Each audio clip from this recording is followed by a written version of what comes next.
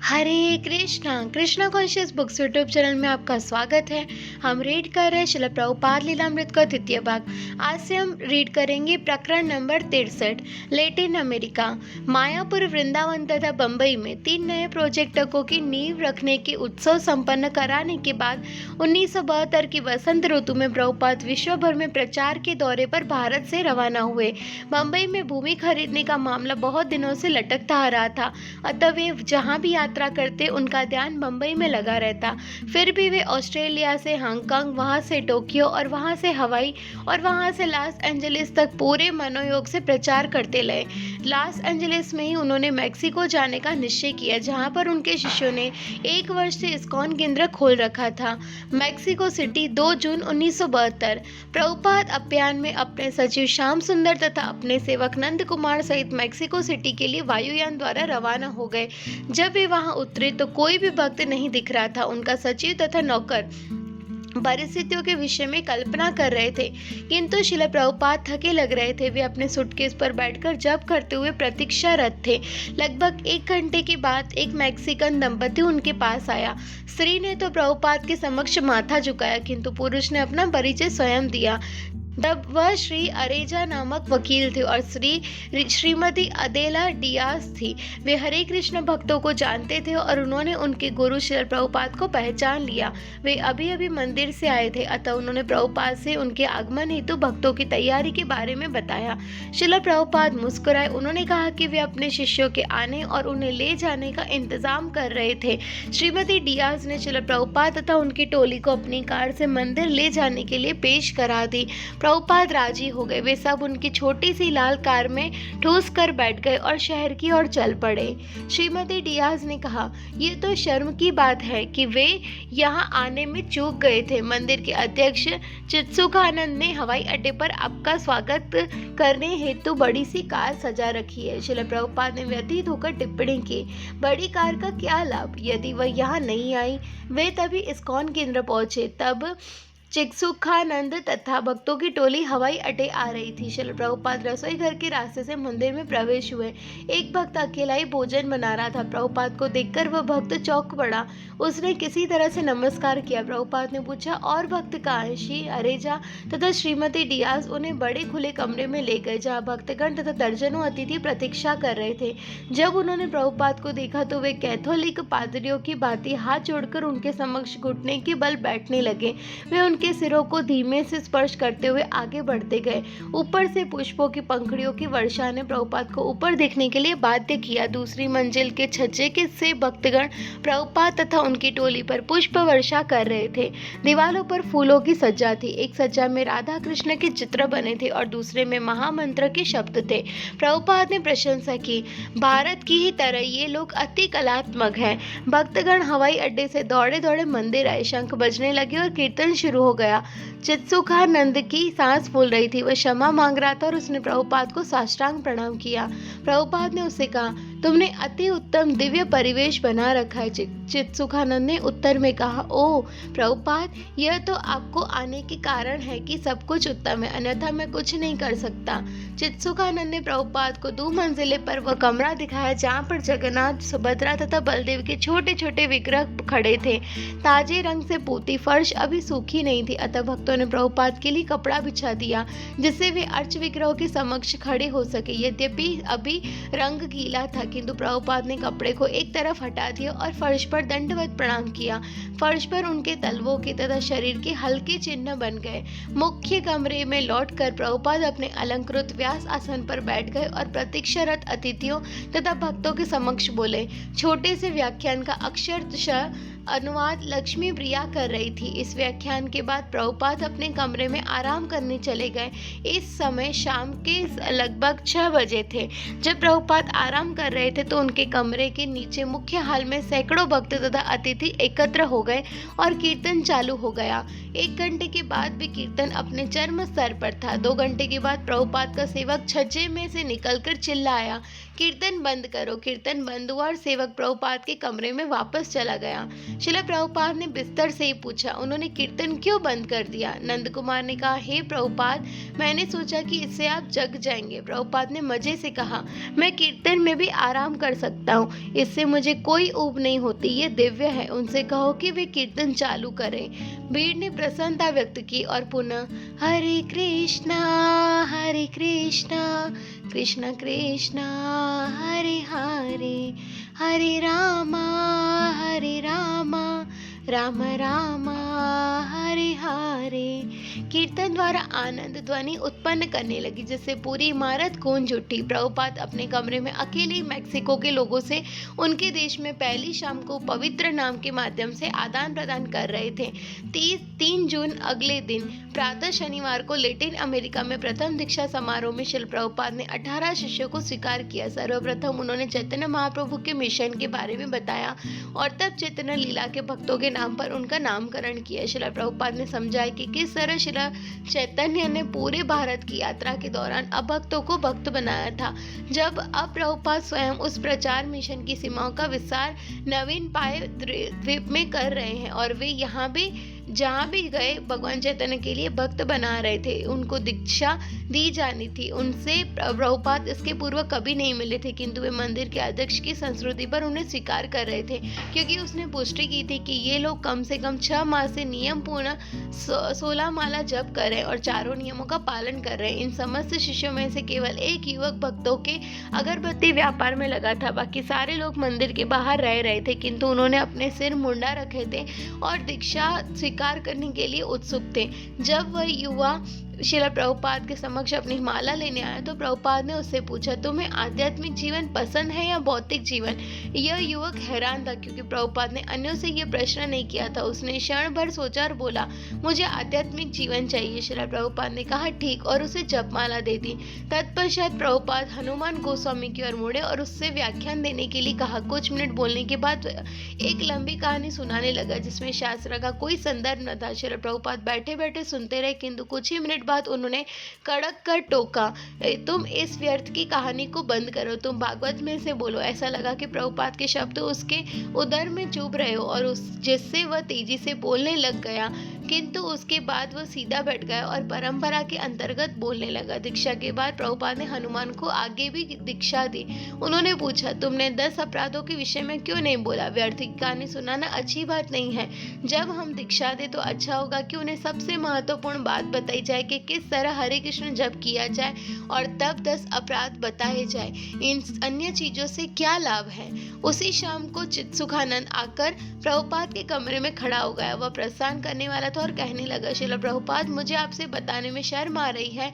मैं जानता हूँ कि आपको विश्राम करना चाहिए, किंतु मुझे लगा कि आपको सूचित कर देना चाहिए कि राष्ट्रीय टेलीविजन कार्यक्रम में आज रात हमारा प्रदर्शन है। प्रभुपाद ने उत्तर दिया, ओह, इससे कितने लोग देखेंगे? लगभग 3 करोड़। यह सर्वाधिक लोकप्रिय प्रदर्शन है। शिला प्रभुपाद की आंखें विस्फारित हो गई। 3 करोड़? तब तो हमें जाना चाहिए। किंतु प्रभुपाद, आप प्रातः 1 या 2 बजे तक कार्यक्रम को छोड़कर आ नहीं सकेंगे। प्रभुपाद, यह तो अच्छी बात है, हम दिन में सो सकते हैं।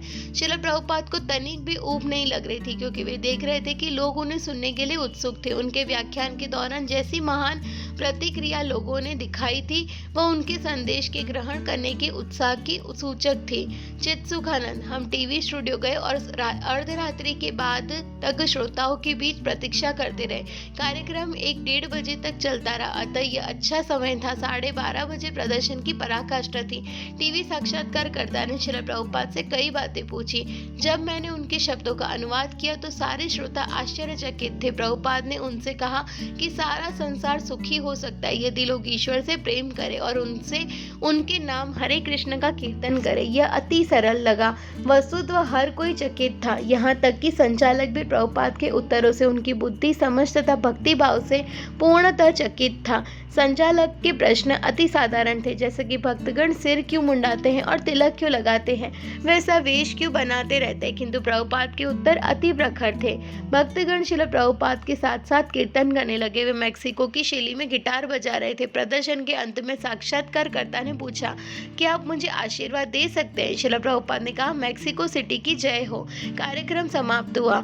चित्सुखानंद टेलीविजन उद्घोषक की ओर मुड़े और कहने लगे, आपने हमें यह अवसर प्रदान किया, इसके लिए धन्यवाद। उसने कोई उत्तर नहीं दिया। वह तो शिला प्रभुपाद द्वारा सम्मोहित था। वह अभिभूत हो गया था। शिला प्रभुपाद भक्तों से स्टूडियो से चले गए और विश्राम करने के लिए मंदिर लौट गए। रविवार को प्रातःकाल प्रभुपाद मंदिर से कुछ ही ब्लॉक चलकर चैपुलटे पार्क में घूमने आए। वह सुंदर पार्क एज़टेक साम्राज्य के काल का बना था। घूमते हुए उन्होंने नियमित मार्ग को छोड़कर एक जंगल में प्रवेश किया जो विशाल पुराने यूकलिप्टस वृक्षों से पूर्ण था। भक्तगण प्रशंसा करने लगे कि किस तरह प्रभुपाद किसी से पूछे बिना ये जानते प्रतीत होते हैं कि वे कहाँ जाना चाहते हैं और किस तरह जंगल से निकलकर मंदिर वापस आना है। मंदिर आकर प्रभुपाद ने सारे कमरों का निरीक्षण किया। उन्होंने भक्तों से कहा कि यह अच्छी इमारत है और इसे वे ले लेते। यह उन्हें पसंद आई। भक्तगण अवगत थे कि उनकी सेवा तथा पूजा का स्तर विनम्र है, अतः वे चकित थे कि उन्होंने जो कुछ कर रखा है उसे प्रभुपाद प्रसन्न लगे। वे 1 वर्ष से भी अधिक समय से उनके आने की उत्सुकता पूर्वक प्रतीक्षा करते आ रहे थे और जबकि वे आए हैं तो ये सब पूर्णतः संतुष्ट है। प्रभुपाद को मेक्सिको में आए 24 घंटों से कम ही हुआ था, फिर भी भक्तों को स्मरण रखने हेतु योग्य उनके देश में प्रभुपाद द्वारा कही और की गई अनेक बातें थी। उन्होंने मेक्सिको के लोगों को पवित्र पाया। उनकी विनयशीलता, सरलता तथा भक्ति भारत के लोगों की याद दिलाने वाली थी। उन्होंने कहा, मेक्सिको बहुत कुछ भारत जैसा है। उसी प्रातःकाल प्रभुपाद ने द्वितीय दीक्षा संस्कार संपन्न किया। उस अभियान रविवार भोज में सैकड़ों लोग सम्मिलित हुए। वे हाल में तथा दूसरी मंजिल के छज्जे में एकत्र होकर प्रभुपाद की एक झलक पाने और उन्हें सुनने के लिए उतावले थे। राधा कृष्ण। सर्वप्रथम मैंने शिला प्रभुपाद को रविवार में देखे थे। मैंने मंदिर को कभी भी इतना भीड़ भरा नहीं देखा था, फिर भी यह पूरी तरह शांत था। विभिन्न प्रकार के योग तथा आध्यात्मवाद में रुचि रखने वाले लोग, संवाददाता तथा छात्र एकत्रित थे। शिला प्रभुपाद ने मुख्यतः योग के सिद्धांतों के बारे में बताया। उन्होंने विशेषतया भगवत गीता के 6ठे अध्याय पर चर्चा की। किसी ने पूछा कि हम लोगों को लोकप्रिय योगाभ्यास करने से हतोत्साही क्यों करते हैं। उत्तर में प्रभुपाद ने भगवान कृष्ण द्वारा योगाभ्यास के लिए 6ठे अध्याय में वर्णित गुणों तथा आवश्यकताओं को ही विस्तार से बतलाया। उन्होंने बतलाया कि योगी को ब्रह्मचर्य का पालन किस तरह करना चाहिए, पवित्र स्थान पर बैठकर प्राणायाम तथा तपस्या करनी चाहिए। योग पहले से ही मेक्सिको में अत्यंत लोकप्रिय था। लोग वर्षों से इससे परिचित थे। मैं योगाभ्यास करता था और जब मैं प्रभुपाद से मिलने गया तो मेरे साथ लोगों का ऐसा समूह था जिनकी रुचि योग में थी, किंतु जब मैंने प्रभुपाद को देखा तो यह एक अविश्वसनीय अनुभव हुआ। कई योगियों, गुरुओं तथा भारत के आध्यात्मिक लोगों से भेंट की थी, किंतु जब मैंने प्रभुपाद को देखा तो सहसा एक भिन्न प्रकार का अनुभव हुआ। सहसा मेरे मन में अन्य गुरुओं का कोई स्थान नहीं रहा। प्रभुपाद का दर्शन समस्त वेदों की शिक्षाओं का प्रत्यक्ष दर्शन था। भगवत गीता में पूर्ण स्वरूप सिद्ध व्यक्ति का जैसा वर्णन था, ये दर्शन वैसा ही था। वे बैठे थे और आंखें बंद करके ऐसे गंभीर ढंग से बोल रहे थे जैसे भौतिक अभिव्यक्ति का लेश मात्रा न था। जब प्रभुपाद रविवार सीय व्याख्यान के बाद अपने कमरे में लौट गए तो उसके पीछे 500 से अधिक लोग जय प्रभुपाद, जय प्रभुपाद, जय प्रभुपाद, जय प्रभुपाद का उच्चारण करते रहे। श्री प्रभुपाद कुछ एक भक्तों के साथ अपने कमरे में बैठे थे, किंतु इस जयकार की गूंज कमरे को बढ़ती रही। प्रभुपाद ने पूछा, ये किस प्रकार का कीर्तन है, वे इतना शोर मचा रहे हैं। चित्सुखानंद ने बताया कि वे आपके नाम का जप कर रहे हैं, और यह कहकर वह भीड़ को शांत करने के प्रयास में बाहर चला गया, किंतु भीड़ को प्रभुपाद के नाम के कीर्तन में विभोर देखकर वह कमरे में लौट आए। उसने कहा, प्रभुपाद वे आपका दर्शन करना चाहते। श्री प्रभुपाद ने उत्तर दिया, तो फिर उन्हें आने दो। भक्तों ने ऐसी व्यवस्था की कि एक एक करके आकर प्रभुपाद का दर्शन कर सके। प्रभुपाद के कमरे के दोनों दरवाजों में से एक में से लोग पंक्तिबद्ध होकर आते और दूसरे से निकलकर सीढ़ियों से उतरकर नीचे चले जाते। इस तरह एक एक करके पूरा जुलूस आया। वे उन महान संत को जो उनके बीच आए थे सिर झुकाते और स्पेनिश भाषा में कुछ शब्द बोलते जाते। प्रभुपाद ने भक्तों से पूछा, वे क्या कर रहे हैं? एक मेक्सिको वासी भक्त ने उत्तर दिया, मुझे आशीर्वाद दे, वर दे। प्रभुपाद अपनी तर्जनी उंगली अपनी जपमाला की झोली से बाहर निकालकर हर व्यक्ति को जब वह निकट आता तो कहते, हरे कृष्ण। वे सभी अत्यधिक प्रसन्न थे। 5 जून अगले दिन प्रातःकाल प्रभुपाद ने चित्सुखानंद से पूछा कि आज हम क्या करेंगे। चित्सुखानंद ने कहा, हमने पास में ही एक शहर चुएनवच में एक कार्यक्रम की व्यवस्था की है। हम पूरे सेंट्रल प्लाजा का इस्तेमाल करेंगे। उन्होंने इसे आपके व्याख्यान के लिए दिया है। इसके पास माइक्रोफोन है, मंच है तथा सब कुछ है। आपके आने के लिए पूरी तैयारी है। प्रभुपाद ने कहा, ओह तब तो बहुत अच्छा है। चित्सुखानंद बोलता रहा, इसके बाद आपको चयन वर्ष में एक बड़े होटल में व्याख्यान देना है। तत्पश्चात हमें लक्ष्मी प्रिय दासी के घर जाना है, जहां हम प्रसाद ग्रहण करेंगे। ठीक, यह तो बहुत अच्छा है, हमें चलना चाहिए। श्रील प्रभुपाद ने हल्का नाश्ता किया और वे कार द्वारा चुएन वर्ष के लिए रवाना हो गए। रास्ते में एक भक्त ने बतलाया कि चुएन वर्ष पर्वत पर बसा है और प्राकृतिक दृश्यों से पूर्ण होने के कारण लेखकों कलाकारों का प्रिय स्थान है, जिसमें अमेरिकी भी सम्मिलित है। जब प्रभुपाद पहुंचे तो शहर की मुख्य प्लाजा में कई सौ लोग एकत्रित थे। भीड़ में तरह तरह के लोग थे, फोटोग्राफर लेते, पर्यटक, किसान, हिप्पी, दुकानदार, कलाकार तथा व्यापारी। कीर्तन के बाद भक्तों ने प्रभुपाद का परिचय दिया। प्रभुपाद एक मंच पर बैठे थे जिसके ऊपर महामंत्र से अंकित एक बड़ा साइन बोर्ड था। एक भक्त प्रभुपाद के सिर के ऊपर छाता लगाया था, जिससे दोपहर की तपती धूप से उनकी रक्षा हो सके। प्रभुपाद ने भाषण दे रहे थे। उन्होंने कहा, हम हिप्पी नहीं है, हम हैप्पीज यानी प्रसन्न मुख व्यक्ति है। भक्तों का सुख सुख के आकार कृष्ण की संगति से, हरे कृष्ण कीर्तन करने से तथा प्रसाद ग्रहण करने से मिलता है। बहुत से लोग स्वीकृति के रूप में सिर हिलाने लगे।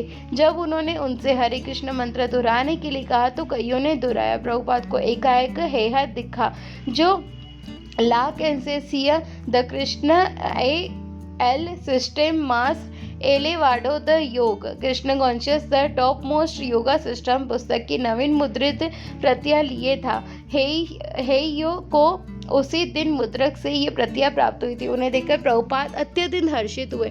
अपने व्याख्यान को रोकते हुए उन्होंने कहा, अब आप इस पुस्तक की एक प्रति लेकर पढ़ सकते हैं। लोग सचमुच प्रभुपाद के कहने पर आगे आकर प्रतियां लेने लगे। हेई कुल 50 प्रतियां लाया था, किंतु प्रभुपाद ने सारी पुस्तकें बेच दी। लोगों ने पुस्तक पर उनके हस्ताक्षर कराने चाहे। प्रभुपाद ने हर प्रति पर हस्ताक्षर कर दिए। प्लाजा व्याख्यान के तुरंत बाद प्रभुपाद के सिनो द ला साल्वा गए। उनमें थकावट का कोई चिन्ह नहीं दिख रहा था। उन्होंने कृष्ण भावनामृत के मूलभूत दर्शन पर व्याख्यान दिया। श्रोतागण विशेष रूप से हठ योग तथा देव विद्या यानी थियोसॉफी में रुचि दिखा रहे थे। प्रभुपाद ने कृष्ण भावनामृत के तत्वों का परिचय देते हुए उनके प्रश्नों का सावधानी से उत्तर दिया। इसके बाद प्रभुपाद को लक्ष्मी प्रिय दासी के घर जाकर प्रसाद ग्रहण करना और विश्राम करना था, किंतु उन्होंने मेक्सिको सिटी मंदिर लौट जाने का निश्चय किया। भक्तगण उन्हें वापस ले आए और वे लगभग 8 बजे सायं पहुंच गए। उन्होंने प्रातः 8 बजे से सायं 8 बजे के मध्य केवल जल ग्रहण किया था। भक्तों ने फल लाकर दिए, किंतु उन्होंने मना कर दिया। वे अपने कमरे में बैठे रहे। अपनी आंखें चमकीली तथा उनका मुखमंडल आनंदपूर्ण था। उन्होंने कहा, प्रसन्न रहने का यही तरीका है कि कृष्ण के लिए सारा दिन कार्य करें। प्रभुपाद ने एक प्याला गर्म दूध तथा चीनी के साथ कुछ पूरियां मांगी। उन्होंने पूरियों को दूध में भिगोया और दूध पी लिया। जो थोड़े से भक्त उनके साथ बैठे थे वे प्रभुपाद के दिव्य आनंद को देखकर मोहित हो गए। उन्होंने कहा, कृष्ण की सेवा करना ही हमारा जीवन है। सारा दिन कृष्ण के लिए कार्य करना और रात्रि में थोड़ा प्रसाद ग्रहण करना। 6 जून मैक्सिको के नेशनल विश्वविद्यालय में सभागार में 100 विद्यार्थियों के समक्ष प्रभुपाद ने भाषण देते हुए छात्र जीवन को संघर्ष बतलाया। विद्यार्थी को मेहनत करके पढ़ना पड़ता है जिससे वह विफल न हो, और फिर स्नातक उपाधि के बाद भोजन तथा अंत आवश्यकताओं के लिए कठिन श्रम करना पड़ता है। अतः भौतिक जीवन सदा ही एक संघर्ष है जिनका अंत मृत्यु में होता है, किंतु मनुष्य को स्वयं यह पूछना चाहिए कि उसे ये सारे संघर्ष एवं कष्ट क्यों सहने होते हैं और वह इससे किस तरह मुक्त हो सकता है। जब प्रभुपाद बोल रहे थे तो सभागार शांत था तथा छात्र ध्यानपूर्वक सुन रहे थे, किंतु जब उन्होंने प्रश्न पूछने के लिए कहा तो एक साम्यवादी चिल्लाया, यदि आप इतने त्यागी हैं तो आप अपने भोजन पर व्यय करने के लिए कहाँ से धन पाते हैं? मेरे विचार से आपका संबंध CIA से है। कुछ अन्य उग्रवादी भी चुनौती देने लगे। प्रभुपाद ने तुरंत अपने दुभाषिए की मदद से उत्तर दिया कि यह विश्वविद्यालय अपने छात्रों को ईश विज्ञान की शिक्षा नहीं देता, इसलिए इसमें से नास्तिक तथा असुर निकल रहे हैं। आगे उग्रवादी छात्रों में जो टिप्पणियां की वे श्रोताओं द्वारा की जा रही जयकार में सुनाई नहीं पड़ी। श्रील प्रभुपाद ने कीर्तन करने तथा प्रसाद वितरण करने के लिए कहा और औपचारिक कार्यक्रम समाप्त हो गया। अनेक श्रद्धालु व्यक्ति श्रील प्रभुपाद के पास पहुंचे तथा हनुमान गोस्वामी के माध्यम से प्रश्न पूछने लगे, जिसने उनका अनुवाद किया। अन्य लोग प्रसाद ग्रहण करके बैठे रहे। कई घंटे बाद प्रभुपाद वहां से रवाना हुए। विश्वविद्यालय की यह घटना श्रील प्रभुपाद के प्रति मैक्सिको वासियों की प्रारूपिक प्रतिक्रिया थी। कुछ अपवाद के सिवाय लोग उनके कार्य तथा उनके आंदोलन की शुद्धता की प्रशंसा कर रहे थे। जैसे कि प्रभुपाद ने कहा था, लोग सरल और पवित्र थे। उनमें से कई अब भी गाँव में रह रहे थे और भारत के लोग जैसे ही थे। प्रभुपाद ने यह भी कहा कि मैक्सिको वासी शुद्ध रहे और वे श्री चैतन्य की कृपा से बचाए जा रहे हैं।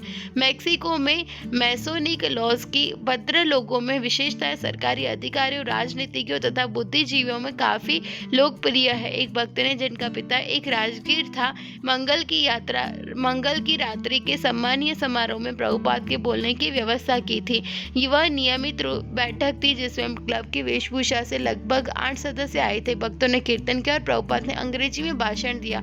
श्री चित्सुखानंद ने प्रभुपाद के प्रत्येक वाक्य का अनुवाद किया। प्रभुपाद ने वर्णाश्रम धर्म के अर्थ तथा उसकी व्यावहारिक पर चर्चा की।